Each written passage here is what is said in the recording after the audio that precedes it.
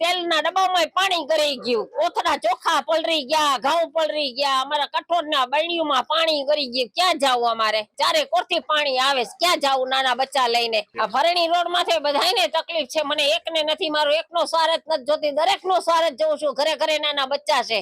આ હોનાર હતા પાણીનો રોકાવ ભૂગલ ગટરું નાખી છે, એમાં હાવ નાના નાના ભૂંગરા નાખ્યા છે।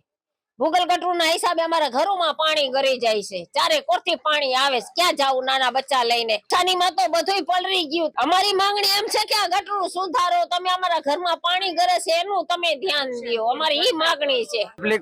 ભારે વરસાદ આવવાના કારણે પાણી ભરાયું। તકલીફ એવી કે જે નાની મોટી ચીજ વસ્તુ ઘર વખરી અને અનાજ પલરી ગયા છે। પરિસ્થિતિ 2 વર્ષથી થવા માંડી। આથી ઘણા વર્ષો પહેલા પાણીનો નિકાલ હતો, પણ સરકારી ગટર જે આપણે નગરપાલિકાની ગટર નાખવા દ્વારા કોઈ ખામી સર્જાતા, એન્જિનિયરની ખામી સર્જાતા આમાં પાણી ભરવા લાગ્યું છે। હાલ 10 થી 15 ઘરોમાં પાણી ઘૂસી ગયા છે। નાના બાળકો બહાર ન નીકળી શકે, સંડાસ બાથરૂમ બધામાં પાણી ભરાઈ ગયા છે। મારી માંગણી છે કે આ વિસ્તારમાં તાત્કાલિક ધોરણે કામ કરવામાં આવે અને આ લોકોને જે નુકસાન થયું હોય વળતર આપવું હોય તો આપો, ને પાણી તો કાઢી દો સાહેબ। આ બધું નુકસાન થયું, આ બધા નુકસાન જ આવી છે।